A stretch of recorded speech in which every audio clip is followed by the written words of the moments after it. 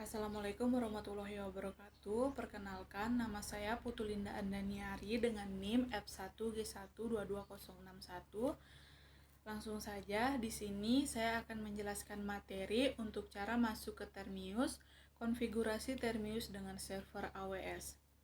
Sebelumnya, di sini kami sudah memiliki akses awal untuk server AWS. Di sini ada instance ID dan nama host kelompok 6. Kemudian nama file privat key kelompok 6 PEM dan public DNS atau alamat IP public dari instance EC2. Setelah memiliki ini, untuk menghubungkan ke server kita yaitu menggunakan aplikasi Termius. Kita ke menu keychain. Kemudian untuk key-nya di sini kita import from key file. Kita masukkan file key privat yang sudah ada sebelumnya yaitu kelompok 6 PEM. Setelah itu kita load dan setelah tersimpan kita kembali ke host, klik new host untuk membuat koneksi baru. Addressnya itu kita masukkan IP publish-nya dari instance EC2 di bagian label, lalu beri nama host kelompok 6, username-nya masukkan EC2 user. Ini adalah default username untuk Amazon Linux. Kemudian di bagian authentication SSH key, pilih file key kelompok 6 PEM yang telah dimuat sebelumnya dari keychain. Setelah itu kita konekkan, kita tunggu sampai berhasil terhubung. Setelah berhasil, kita akan masuk ke terminal Termius yang terkoneksi dengan server EC2 yang kita punya. Demikian penjelasan dari saya mengenai cara menghubungkan Termius ke server AWS EC2. Selanjutnya saya serahkan kepada pemateri berikutnya. Perkenalkan, nama saya Priska Melia dengan NIM F1G1222003. Di sini saya akan melanjutkan pembahasan materi dari teman saya sebelumnya. Setelah masuk di terminal Termius, kemudian kita akan melakukan cloning repository dari GitHub yang berisi source code website yang akan kami deploy. Sebelumnya kami telah membuat sebuah folder khusus untuk menyimpan hasil coding tersebut dengan nama cloud6 menggunakan perintah.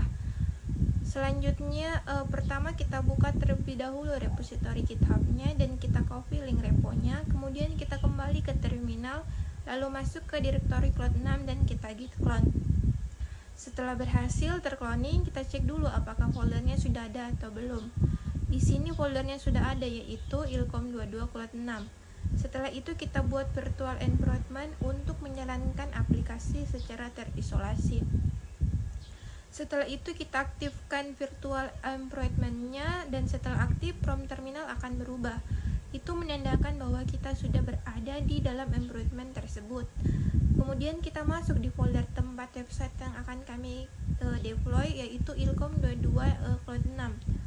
Sampai di sini kita sudah siap untuk melakukan tahap berikutnya, yaitu menginstal dependensi dan menjalankan aplikasi. Itu saja dari saya, terima kasih. Dan saya serahkan ke pemateri selanjutnya.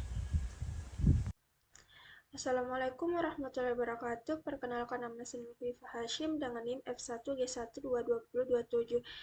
Saya akan melanjutkan pembahasan materi dari teman saya sebelumnya.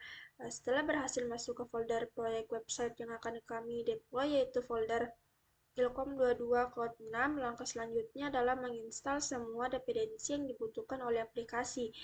Dalam folder ini, kami sudah menyiapkan file requirements.txt yang berisi daftar dependensi utama. Jadi kita langsung install saja.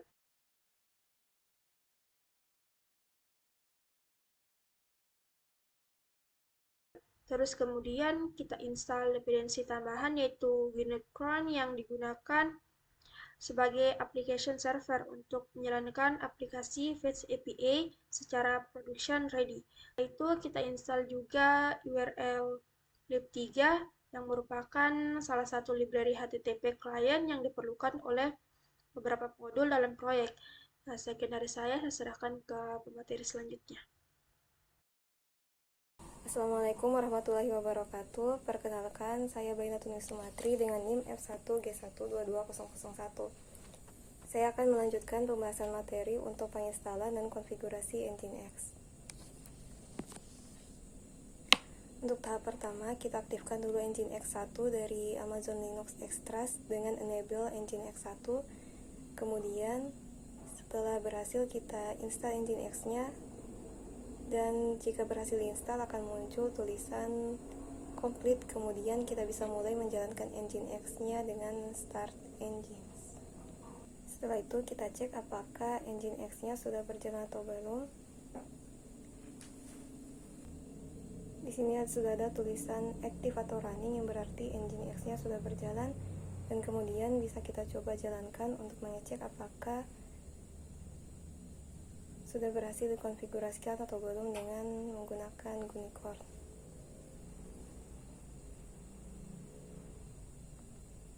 Setelah berhasil running, kita coba buka di website dengan IP public yang sudah kita punya dan port 8000.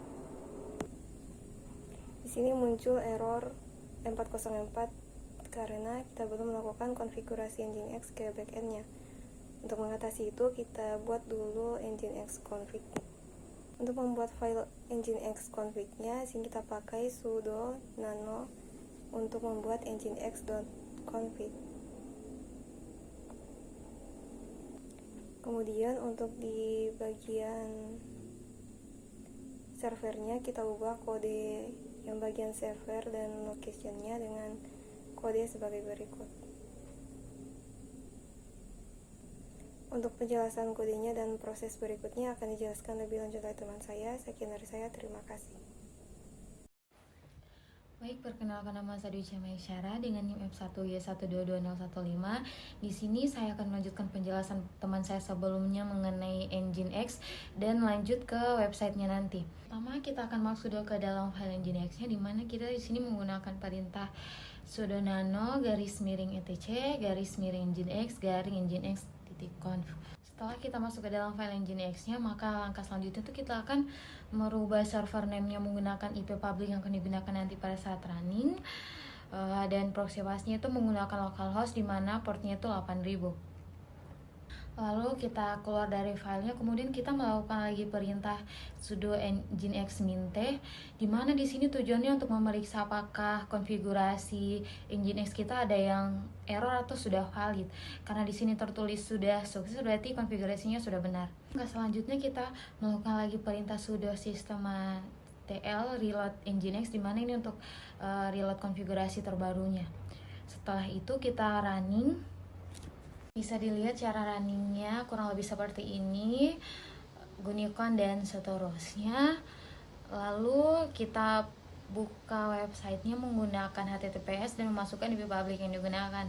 Di sini kita tidak perlu lagi memasukkan port 8000-nya karena Nginx sendiri ini menerima dan meneruskan ke HTTPS localhost sebelumnya, dan kita hanya mengaksesnya itu lewat Nginx, jadi kita tidak perlu menulis 8000 di browser lagi.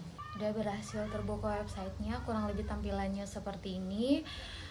Kemudian kita untuk menambahkan data itu pertama kita login dulu. Karena di sini kita belum mempunyai akun, maka kita melakukan sign up. Kita buat akun dulu. Lanjut kita masukkan username-nya, contohnya kelompok 6. Lanjut passwordnya terserah kita. Terus di sini user key-nya itu kita mengambil dari pushover, dimana kita pertama login dulu ke dalam aplikasi pushover-nya. Tujuannya di sini untuk ketika kita menambahkan data baru, maka notifnya itu akan masuk di aplikasi pushover, maka kita harus menggunakan key-nya. Setelah kita menyalin user key-nya, kita tinggal masukkan saja ke dalam prompt-nya, yaitu user key pushover. Lanjut, setelah itu kita langsung sign up saja. Setelah itu kita akan login menggunakan akun yang setelah kita buat, kelompok 6. Terus kita memasukkan passwordnya. Setelah itu kita lalu mengklik tombol login. maka akan tertulis login berhasil. Kita save saja dulu passwordnya. Terus kita bisa lihat di sini kurang lebih tampilannya, ada pilihan My Task, di mana untuk menambahkan data atau tugas baru itu tinggal kita klik Add Task. Misalkan contohnya kita masukkan nama tugas cloud, deskripsi tugasnya buat website, terus detail ini terserah kita, misalkan tanggal 13 Juni 2025. Lalu kita Add Task, nanti akan muncul task berhasil ditambahkan. Lanjut kita lakukan edit tugas. Misalkan di sini judulnya kita ubah jadi cloud computing, lalu kita simpan perubahan, maka akan tampil tugas berhasil diperbarui. Di sini bisa kita lihat bahwa tugasnya sudah berubah dari cloud menjadi cloud computing. Bisa juga kita klik selesai. Ketika kita mengklik selesai, maka akan muncul di form sudah selesai, dan di belum selesai belum ada. Setelah misalkan kita klik batal selesai, maka di form belum selesainya itu akan muncul, dan di sudah selesainya nanti itu tidak akan ada karena sebelumnya kita sudah batalkan. Ini untuk menampilkan semua tugas. Kita juga bisa melakukan hapus. Misalnya kita mau menghapus tugas yang baru kita tambahkan, kita klik OK, maka bisa kita lihat bahwa tugasnya sudah tidak ada lagi. Kita juga menyiapkan menu about di sini. Itu tentang kami, tentang aplikasi yang kami buat, nama-nama kelompok pembuat aplikasinya. Mungkin itu saja dari kami. Mungkin kita bisa logout lagi. Untuk atasnya, jika memang belum ada akun, maka kita akan tetap disuruh login dulu. Ini itu saja dari saya. Assalamualaikum warahmatullahi wabarakatuh.